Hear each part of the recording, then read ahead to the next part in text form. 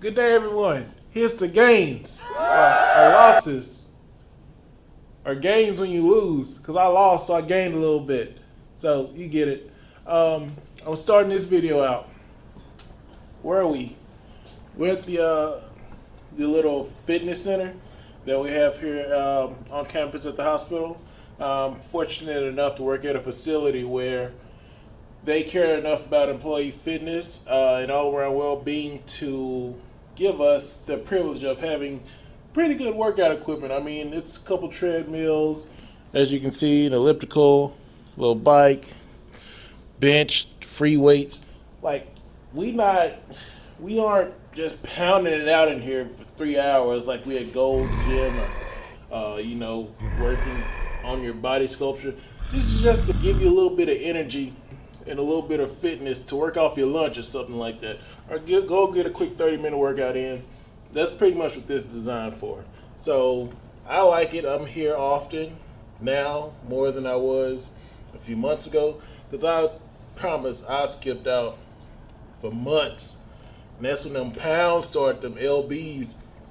That's when the LBs started to pack on like a Big Mac. They just started to stack on top of each other. So I'm getting back into the swing of it, but that's not why I'm here right now. I may do something workout wise when this video is over, but for now, what I want to do is weigh in. I actually didn't weigh in when my journey began, but if you go and watch my other video, I'll try to put the link in the description. I said I was 376. Believe me, like honestly, I'm not lying about that. I was 376 when I first weighed in. We did our second Biggest Loser weigh-in last week, and I gotta say, I lost a decent amount. My alternate day fasting journey hasn't been a hard one, but I've wavered a little bit, and I'll get to that later on. First off, if you don't know me, my name is Roderick. I've been making YouTube videos now for about 2 months. But yeah, you can go back and check out my first video and you count from then and you see how long I've been posting. But I've been enjoying myself.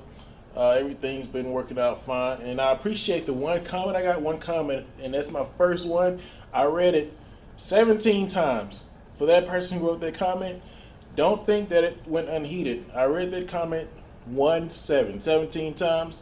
I didn't want to do 20 because I didn't want anyone who left a future comment to think that I would read it 20 times. I'm only going to read 17 times at the most on your comments. So if you leave a comment, it'll be appreciated, but just know that it's not being read any more than 17 times. That's my limit.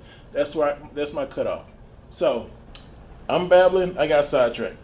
I'm here to weigh in, like I said, and what I have to weigh in, if you see, it's kind of the old beam scale where you kind of step on the platform and it uses this little thing to counterweight.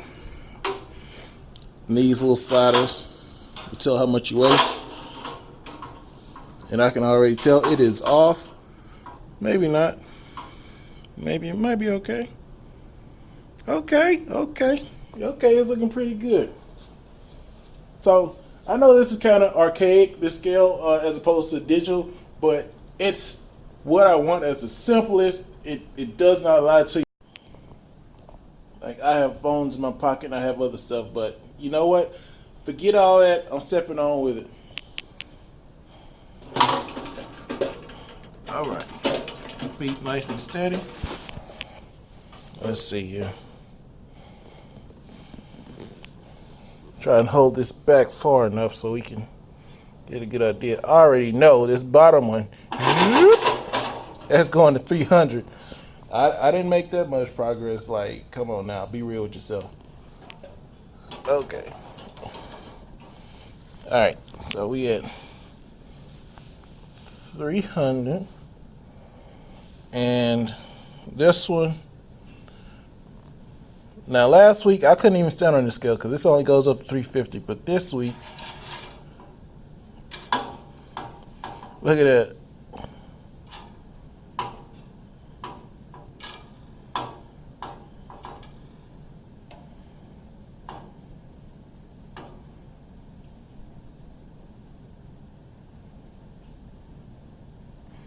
I say it's about balance. Where are we? Let's call it 345. So 345, bro, and that's accurate. That's pretty spot on accurate because I stood on about 2 digital scales before I made the post because I didn't want to make the post on a digital scale and come over here to like the one that just is true and it told me something different. I'd be devastated again. I'd be set back. I go back to eating chocolate like I was before. But that's good. 345. That's a loss of, what is that? 45, 65. 30 pounds. So yeah, that's awesome. I'm proud of myself, and that's kind of what it's about. Dieting in itself is just trying to make yourself proud of yourself, and then what the outside world sees, they begin to embrace you more in your journey. Honestly, instead of going back to the office, I can just go ahead and talk about what I'm doing now. My day to day, I'm doing alternate day fasting. What I usually do is I will eat. I don't start eating until I'll try not to start eating until around 8:30 ish in the morning. If I eat breakfast at all on my eating days, and if I do eat breakfast, it's a few egg whites and maybe a half piece of toast or a piece of wheat toast, whole wheat toast, and then I'm pretty good until maybe I get to work and it's about lunch, which is about 5 or 6 o'clock before I eat again. So, and that's usually consistent now. Now what I do is a lot of vegan meals. I'll start out with vegan meals, which vegan meals actually have to make up for what they lose in meat and protein. So they actually have a lot of good things in their meals. Like I've just made a chili that had like sweet potatoes, black beans, and I actually put my own little twist with corn. But I actually threw a little turkey in there because I'm not vegan, so I can break the rules. And it was great. My family liked it. I like it. It's something I can eat on a consistent basis. Tortillas, fajitas. Is that a such thing? I guess it's not a fajita if you don't have the tortilla. So I guess it's just fajita stuffing, grilled chicken, onions, peppers, and everything that would normally go into a fajita, but not the shell, because the shell is calories that I really don't need. Instead of me using the shells, I just thought it'd be better for me to use those calories in the food instead of actually on the shells.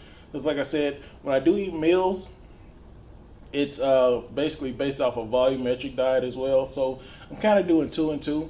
So it helps me to get an understanding. So if you don't know much about a volumetric diet, it kind of, I'm still learning on it. So before I actually elaborate too much, it gives food weight as far as how much you can eat for how bad or good it is for you.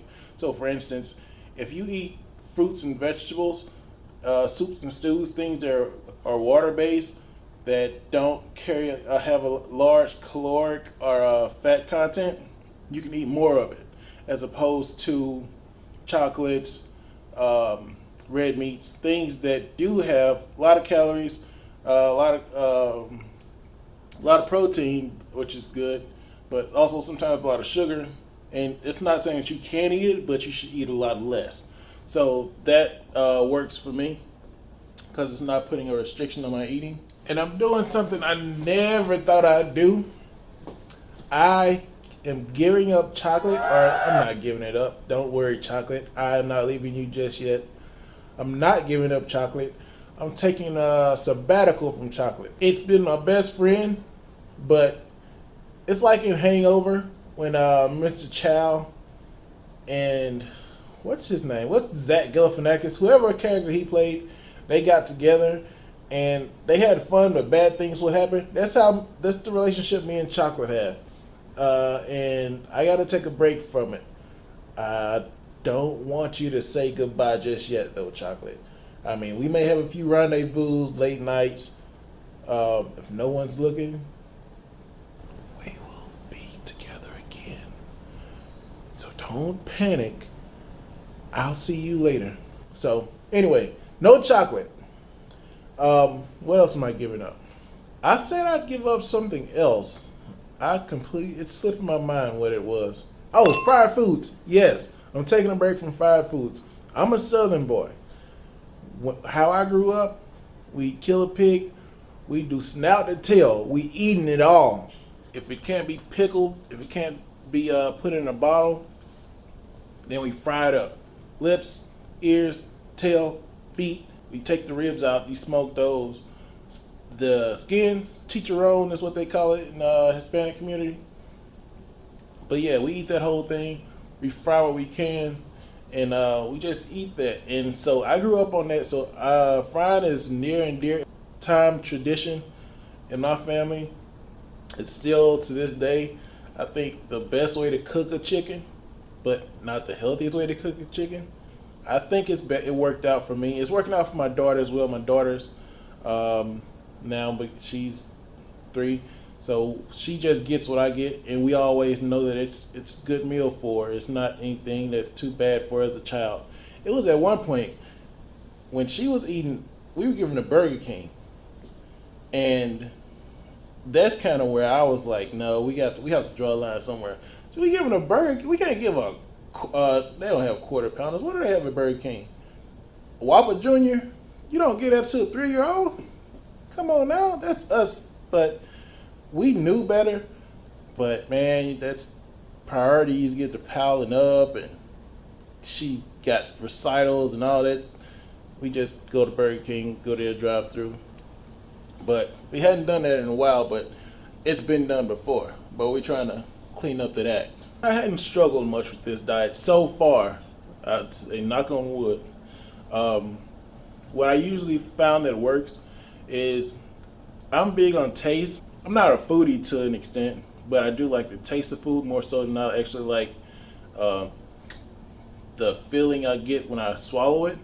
So it's two types of fat people. Fat people that like the taste of food, and the fat people who like to be full. I'm the previous one. I like the taste of food. So what I found out works for me, I'll get savory foods. Like I'll get beef jerky, I'll get pepperonis, I'll get maybe sometimes some type of pastry. Very rare occasion, some type of pastry. But never chocolate. I can't do chocolate because that chocolate melts in your mouth, and it's like cocaine. It melts and it's in there, and you stuck on it. You're addicted to it again. So, and it is an addiction. Sugar is definitely an addiction. If you think it's not, like, ask anyone who eats chocolate on a daily basis, and they'll tell you what they think about it being an addiction. I'll get something like a piece of beef jerky, and I'll chew on it, and like chew on it, and before swallowing, just spit it out. And I'm actually satiated. I kind of have stages that I go through. So that's like the first stage. I'll chew, and then spit it out, and then I'm good. If not, I'll take it a step further. I'll get like some coconut oil. I get a Jolly Rancher, coconut oil or Jolly Rancher, something that takes a while to dissolve in your mouth. And I'll either pop a Jolly Rancher if I'm at work, or a spoonful of coconut oil if I'm at home. And that kind of satiates you on your fasting days. Even though I know Jolly Rancher is kind of breaking it, because the purpose of alternate day fasting is to keep your insulin levels low. But if you do the math, it's only about 3 grams of sugar in one Jolly Rancher, which is a lot when you consider how small it is. But you can get away with it. It's not that bad. Just do you. I hadn't made it to stage 5 yet, or 4, where I had to just actually eat food or a candy bar or anything like that. So I've been pretty good on my fasting days. My meal days and my fasting days, I'm not eating after 8, 9 o'clock. I try my best. When the sun go down, the fork goes down with it. So that's where I'm now. Like I said, I appreciate to the fullest extent everyone who's subscribed, everyone who's liked, and that person that commented. I pay close attention to all of it. I try to get better. Give me improvements. Like I said, I welcome them with open arms and bated breath. Feel free to let me know what you think. Feel free to let me know how you feel. Feel free to let me know what you do as far as dieting, as far as exercise, as far as life, as far as finance. I'm going to be posting some finance videos just based off my life, because it's kind of what consumes my life: family, finance, healthcare, and dieting now. So enjoy the rest of your week. Everyone, keep your head down, work hard. I'll see you back later. It's the life.